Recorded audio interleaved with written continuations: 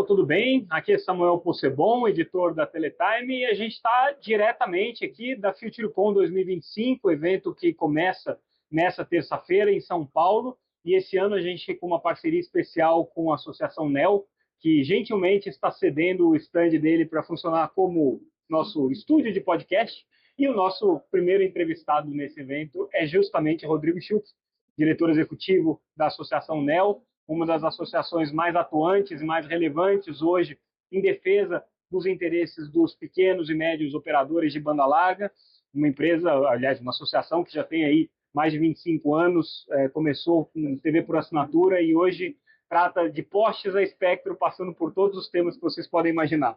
E aí, Shulk, uma vez por ano, pelo menos uma vez por ano, a gente faz essa atualização com relação à agenda institucional, regulatória, os principais pontos de preocupação dos associados da NEL, e não tem como a gente começar essa conversa sem falar do Plano Geral de Metas de Competição, que foi recentemente aprovado pela Anatel, trazendo uma grande frustração para o mercado de pequenos provedores que tinham a expectativa de que a Anatel fosse muito mais agressiva com relação às obrigações colocadas, principalmente na questão dos serviços móveis, para ampliar a competição nos serviços móveis. Isso acabou não acontecendo. Qual foi a leitura de vocês com relação ao PGMC e quais os próximos passos? Bom, primeiro, obrigado por estar aqui de novo, né? Sempre uma satisfação enorme. E eu que agradeço a sessão aqui do espaço para a gente fazer essa nossa conversa. Você de casa aqui fica sempre à vontade. Obrigado. Bom, enfim, eu vou começar de trás para frente, né? Você perguntou qual era a percepção da ANEEL. A gente olhou com bastante preocupação, né? Óbvio, a gente teve, nem tudo que veio foi ruim, a gente teve a manutenção do 5%, né, para a definição de PPP, nós tivemos a não inclusão de empresas com PMS, na verdade a gente convergiu em não ter mais o PMS de rede de atacado, porque simplesmente não faz mais sentido para isso, então esse foi um tema que foi pacificado dentro da Anatel. Mas quando a gente olha para a móvel, que existia uma grande expectativa para o novo PGMC, até porque a gente vem ao longo de todos esses anos aí, disputando a Anatel em vários eventos, em várias falas, né, sempre falando que tinha chegado a hora da móvel ser incluída no PGMC. E quando a gente viu o voto final, a nossa preocupação é que ela na verdade, ela não refletiu aquilo que estava sendo falado, né? A gente teve, sim, uma vitória para os regionais, né, que conseguiram aí manter seus preços de roaming. Então, assim, isso era uma grande preocupação, até porque se o regional, quem comprou a outorga do 5G, não tivesse roaming, dificilmente ele conseguiria lançar a rede móvel, né? Porque ele não consegue pegar a rede dele e lançar toda a rede dele para toda a área que ele tem a concessão. Ele precisaria de roaming, então eu acho que isso aqui foi uma... Não necessariamente ele tem rede 4G, né? Quer dizer, alguns regionais têm 4G, mas não todos, então... Perfeito. Ainda tem essa questão do 4G, tem a questão dos aparelhos, ainda que tem todo aparelho. Hoje, ainda no Brasil, mais da metade dos aparelhos que são vendidos hoje no Brasil ainda são 4G. Então, você tem sempre essas questões aí para resolver. Então, a gente teve esse ganho, acho que esse foi positivo. O lado negativo foi a questão do MVNO. A gente tinha uma grande expectativa, porque de tudo que estava sendo colocado, inclusive pelas ORPAs que foram impostas até então, né? Lembrando aqui que isso aqui vem desde a consolidação do imóvel, né? Houve lá o TCC com o CAD pediu para que a Anatel estipulasse remédios, esses remédios foram postos, tivemos aí, ao longo desse processo, várias empresas que questionaram na justiça os remédios, causou aí muito atraso na entrada. E, por fim, a gente tem essa decisão que, na verdade, ela simplesmente ela elimina os remédios que foram postos até então, né? No caso específico da MVNO, e que gera uma certa insegurança jurídica para quem tem contratos MVNO, né? De como que vai ser daqui para frente. Você tem empresas aí que têm 4 milhões de assinantes MVNO, você tem empresas que têm 100 mil assinantes MVNO, mas assim, a insegurança e justiça ela vale para todos, né? Agora, nesse ponto específico de MVNOs, a gente entende que a preocupação da Anatel foi, na verdade, não abrir a possibilidade de que você tivesse uma concorrência que não trouxesse novas infraestruturas. E a gente sabe que hoje o mercado de empresas de telecomunicações, provedores regionais, alguns têm espectro e têm infraestrutura própria, outros não têm espectro, não têm infraestrutura própria, e tem também esse universo das MVNOs. A ANEEL, ela tem todo esse conjunto de associados, né? Como vocês se posicionam diante de visões tão diferentes com relação a esse mesmo tema? Bom, primeiro é um desafio, não é fácil não. A gente, como você comentou, a gente é uma associação puro ISP, mas com cada um com seus interesses, né? Mas faz parte. Eu acho que qualquer questão democrática é assim, né? Você tem discussões, você chega a um consenso. No caso específico, né, quando a gente olha aqui, a gente chegou num consenso de trabalhar no âmbito da Anatel, né, fazendo aí os nossos pedidos lá dentro da Anatel, para que a gente pudesse pedir, para que a gente pudesse olhar como que a gente pode rever, né, a decisão tomada. Acho que isso aí foi um consenso entre todos. Claro, tem gente que tem mais interesse no regional. Você comentou aqui que tem regional que tem rede, tem regional que não tem rede, né? E tem também o cara que não tem outorga, mas que vai ser fundamental para colocar as metas. Tem provedor de internet que tem rede de fibra em todos os lugares onde você tem uma torre. Mesmo a grande operadora vai precisar, né, que esses ISPs, que esses provedores aí, coloquem redes para eles, para que eles possam atender às obrigações do leilão de 5G.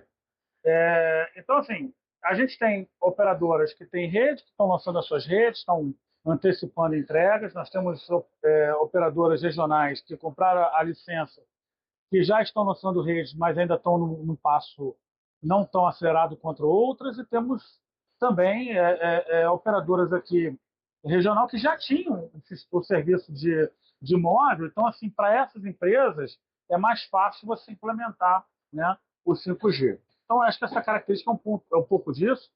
A gente também tem dentro da Associação NEL várias empresas que são MVNO. Então, você imagina como é que é uma reunião de conselho da NEL, né? Tem que conciliar esse monte de interesse. Agora, dá para a gente antecipar que vocês vão judicializar essa questão?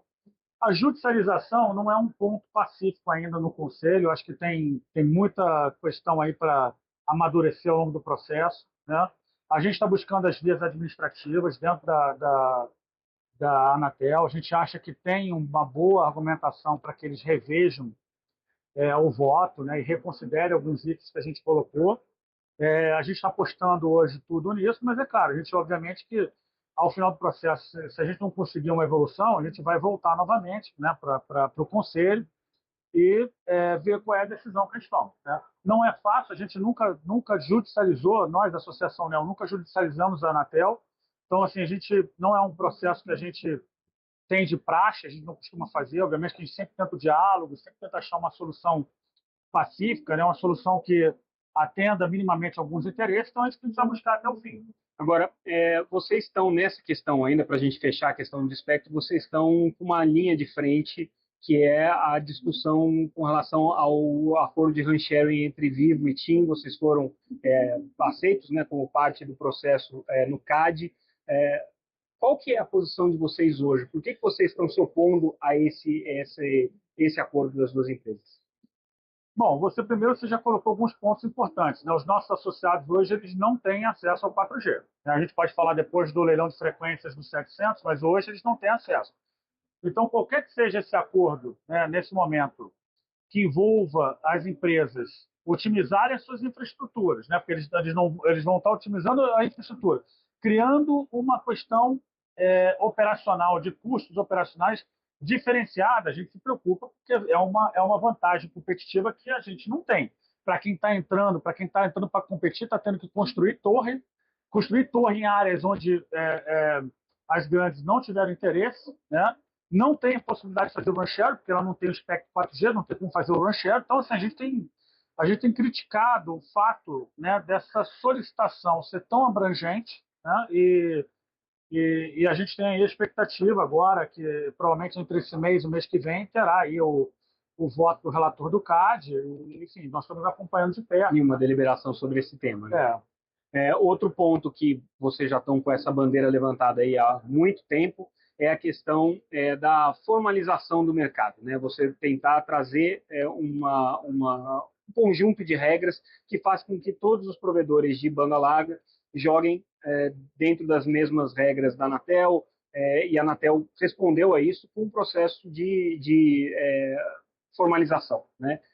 Como é que vocês avaliaram essa decisão da Anatel e como que isso está repercutindo no mercado, como que vocês estão recebendo essas iniciativas? O último número que a Anatel divulgou ainda era muito baixo de provedores regularizados, né, formalizados. Qual que é a tua expectativa com relação a isso? Bom, primeiro, acho que fazendo um recap aqui, só lembrando a todos que nos assistem, a gente tem um material que a gente publicou, né? Ele está aberto, então todo mundo pode acessar esse material, que fala sobre o tamanho do mercado informal no Brasil. Então a gente contratou a consultoria Telco Advisor, na figura do Rupental, para a gente levantar esse estudo, e chegamos aqui, entre vários dados estatísticos, a um mercado informal na ordem de grandeza de 11 milhões de acessos, ou seja, nós temos hoje um mercado de 52 milhões, né, de acessos, segundo os dados da Anatel. Chegaria a 63 milhões de acessos. Mas só para que todo mundo entenda, né, que esse fator é um fator bastante sensível, se você olhar os últimos 12 meses, mês a mês, quem publica um mês, não publica no outro, quem publica um mês, não publica e por aí vai, você tem uma perda só nesse critério de 1 milhão de assinantes. Agora, nem todo mundo que publica a sua base ele é um cara ilícito. Às vezes ele não sabe que tem que publicar base, ele acha que porque tem dispensa de outorga e não precisa publicar base. Ele não publica que o processo é complicado, e de fato é. A gente tem conversado com a Anatel para... Tem um custo regulatório, né? Tem um custo regulatório. E, assim, geralmente essas empresas, eles buscam empresas que fazem isso, ou seja, vai gerar um custo para ele, né?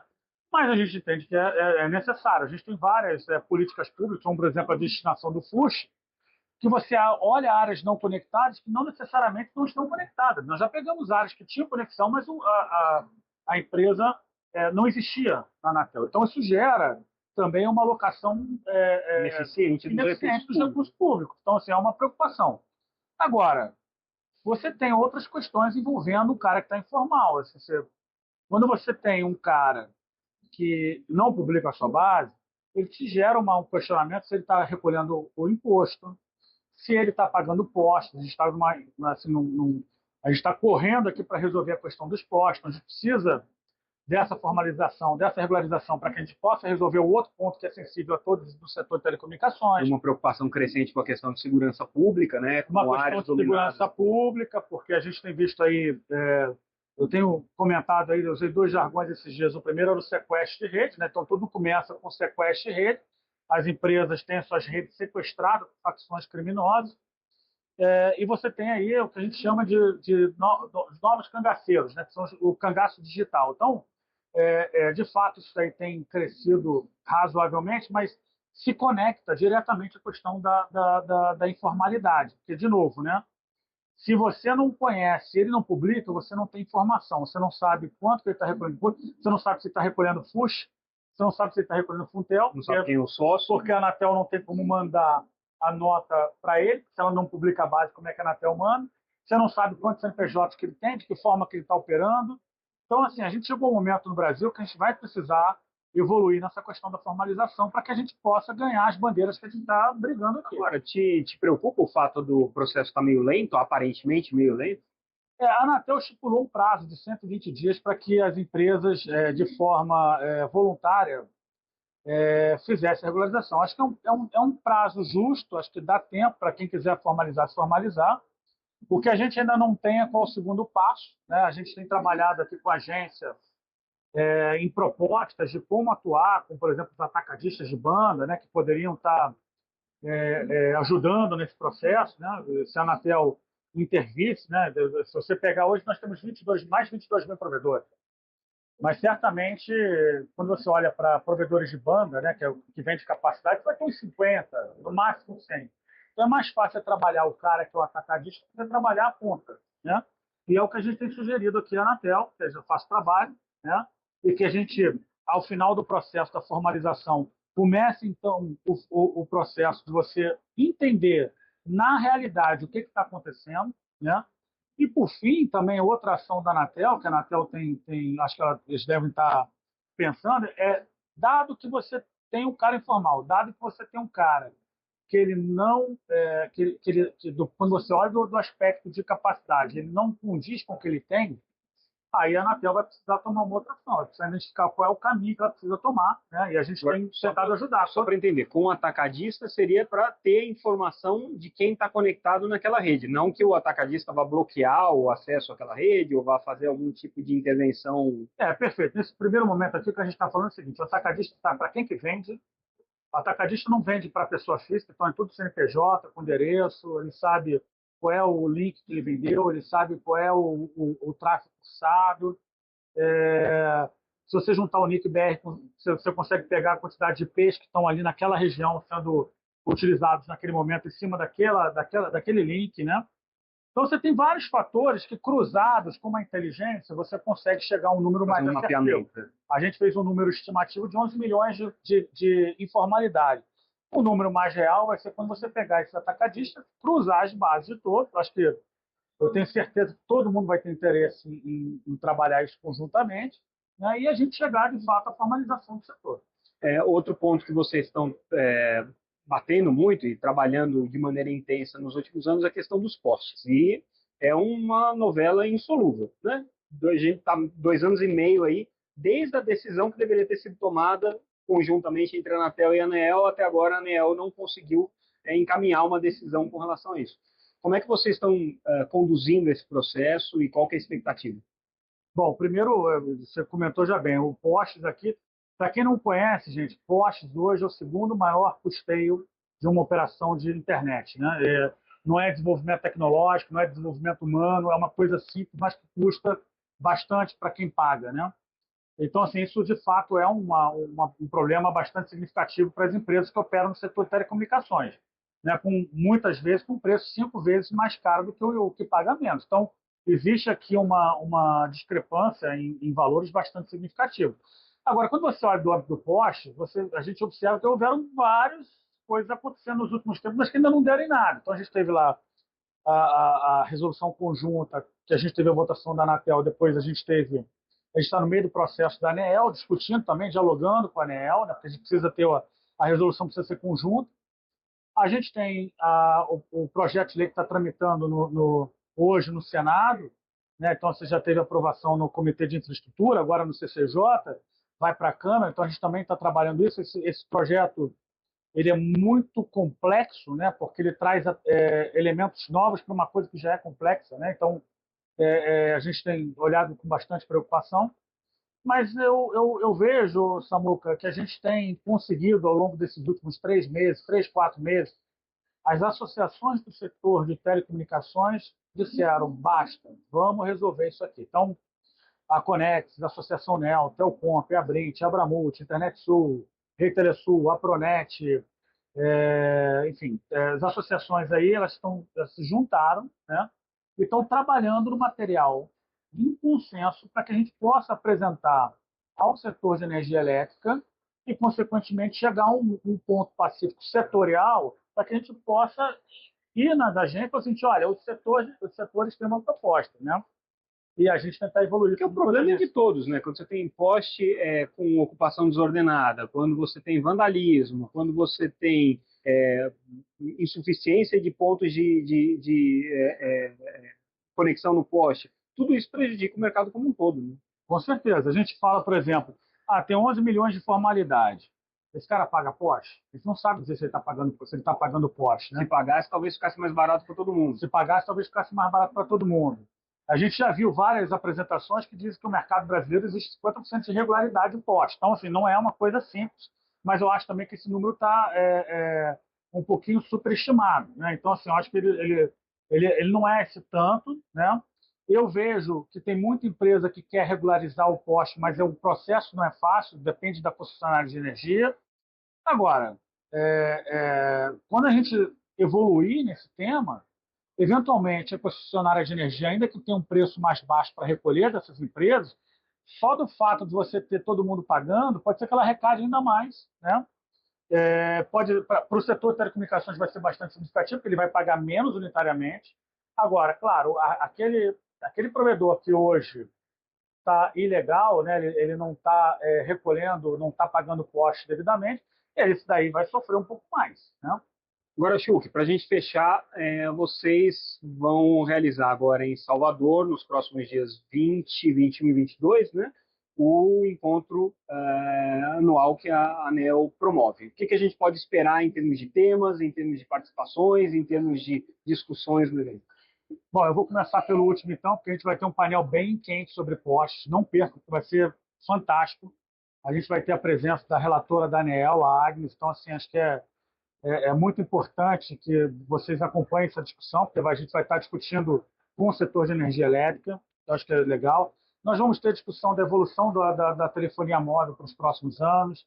A gente vai falar muito de banda larga fixa, estimativas de mercado. Então, eu acho que vai ter temas assim bastante interessantes para que todo mundo possa estar lá dialogando, né, e a gente conseguir aí chegar num ponto pacífico, né? Eu tenho muita expectativa nesse evento. Vai ser o maior evento da ANEEL de todos os tempos. A gente está fazendo na belíssima cidade de Salvador, né? E para quem não conhece, o Centro de Convenções que vai ser de frente para o mar. Então, assim, tem todos os... É maldade fazer o pessoal trabalhar de frente para o mar. Mas vai ter lá uma acarajé para todo mundo poder experimentar, e a gente está sendo muito bem acolhido aí pelo povo aí da Bahia, principalmente Salvador, né? E vamos ter muitas atrações também de autoridades que vocês vão, se vocês puderem acompanhar pelos nossos sites, né? Vocês vão ver lá todos os painéis, todas as autoridades, tudo que já está ali confirmado. Quem não puder ir presencialmente, vai ter transmissão online também? Não, a gente não tem a transmissão online. Mas a gente vai fazer a cobertura, então isso, a Teletime vai estar lá. Tá bom. Chuck, obrigado mais uma vez pela parceria de sempre. Obrigado. Boa sorte com o evento. Obrigado. Boa sorte isso, pessoal. Também. Ficamos assim com o nosso mais um episódio do nosso Boletim Teletime, diretamente aqui da FutureCon 2025. Em breve a gente volta com outro entrevistado para trazer temas importantes sobre o mercado de telecomunicações para vocês. Obrigado mais uma vez pela audiência. Tchau, tchau. Obrigado. Pessoal.